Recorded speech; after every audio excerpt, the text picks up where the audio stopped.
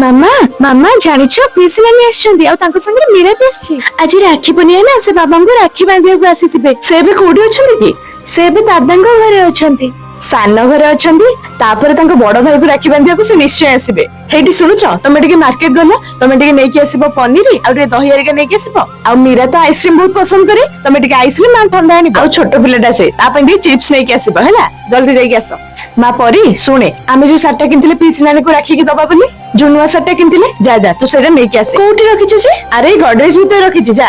ତାଙ୍କ ସାନ ଭାଇକି ରାକ୍ଷୀ ବାନ୍ଧିକି ଆସିବେ ଏଇଠିକି।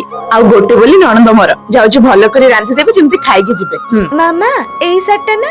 ହଁ ହଁ ଏଇ ଶାଢୀଟା। ମାମା ଜାଣିଛୁ ପିସି ନାନୀ ଆସିଲା ବେଳକୁ ସାଥିରେ କେତେ କଣ ନେଇକି ଆସିଥିଲା। ମିଠା ଫଳମୂଳ ଆମ ଘରକୁ ବି ନେଇକି ଆସିବେ ନା? ହଁ ଧନ ନେଇକି ଆସିବେ।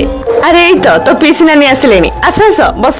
ଭାଉଜ ନମସ୍କାର। ହଁ ହଁ ପିସି ନାନୀ ପ୍ରଣାମ। ହଁ ହଁ ହେଲା ହେଲା କେତେବେଳୁ ତମକୁ ଅପେକ୍ଷା କରିଥିଲୁ ଆଉ ମୋ ଝିଅ ତ ବେଶୀ ଅପେକ୍ଷା କରିଥିଲା। ହଉ ତମେ ଟିକେ ବସ ମୁଁ ଚା ଜଳଖିଆ ନେଇକି ଆସେ। ନାଇଁ ନାଇଁ ଭାଉଜ ସାନ ଭାଉଜ ସାନ ଭାଇ ବହୁତ କିଛି ଆଣିଥିଲେ ଏତେ ଖାଇଦେଇଛି ଯେ ମୋ ପେଟରେ ଆଉ ଜାଗା ନାହିଁ। ଆରେ ଖାଇକି ଆସିଛୁ ଯେ ହେଲେ ଖାଲି ମୁହଁରେ କଣ ଯିବ ତମେ ବସିଲ ଏଇଠି।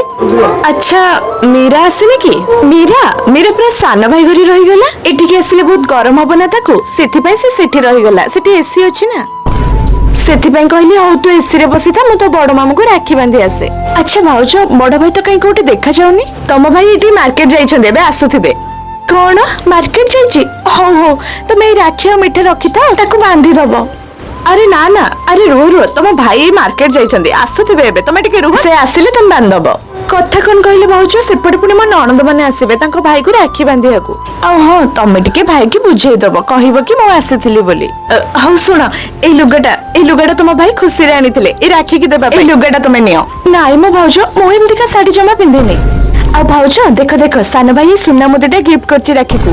ହଁ ତମେ ଜମା ମନ ଦୁଃଖ କରିବନି ଏଇ ପରିକା ଶାଢୀ ଜମା ପିନ୍ଧିନି ନହେଲେ ନେଇଯାଇଥାନ୍ତି। ହଉ ଭାଉଜ ମୁଁ ଆସୁଛି ନହେଲେ ସେପଟେ ମୋର ଡେରି ହେଇଯିବ। ଆରେ ରୁହ ତମ ଭାଇ ଆସୁଥିବେ ରାକ୍ଷୀଟା ବାନ୍ଧି ଦେଇକି ଯିବ। ଭାଉଜ ତମେ ବୁଝେଇଦବ ମୋର ଆଉ ଜମା ସମୟ ନାହିଁ। ପିସି ନାନୀ ବାପାଙ୍କୁ ରାକ୍ଷୀ ନ ବାନ୍ଧିକି ପଳେଇଲେ ଆଉ ଖାଲି ମିଠା ଦେଇକି ଗଲେ। ଦାଦାଙ୍କ ଘରକୁ ତ କେତେ କଣ ଦେଇକି ଗଲେ ଆଉ ଏ ଶାଢୀ ବି ସେ ନେଲେନି। ମନ ଦୁଃଖ କରେନି ମା ଆଜିକାଲି ସମ୍ପର୍କ ତ କେବଳ ଟଙ୍କା ପଇସାକୁ ଦେଖିକି।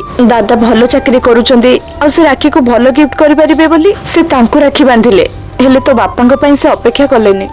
ଆମେ ତ ତାଙ୍କୁ ଦାମୀ ଗିଫ୍ଟ କରିପାରିବାନି ନା ଆଉ ଏଇ ଶସ୍ତା ଶାଢୀଟାକୁ ସେ କାହିଁକି ନେଇଥାନ୍ତେ? ତୁ ଜମା ମନ ଦୁଃଖ କରିନି। ସତରେ ଆଜିକାଲି ଯାହାର ଧନ ଅଛି ତାର ମୂଲ୍ୟ ଅଧିକ। ଯାହା ପାଖରେ ଧନ ସମ୍ପତ୍ତି ଅଛି ତାଙ୍କୁ ହିଁ ଲୋକ ଅଧିକ ଇମ୍ପୋର୍ଟାନ୍ସ ଦଉଛନ୍ତି। ହଉ ତୋ ବାବା ଆସିଲେ ତୁ ଏକଥା କିଛି ବି କହିବୁନି ସେ ଶୁଣିଲେ ବହୁତ ମନ ଦୁଃଖ କରିବେ ବୁଝିଲୁ।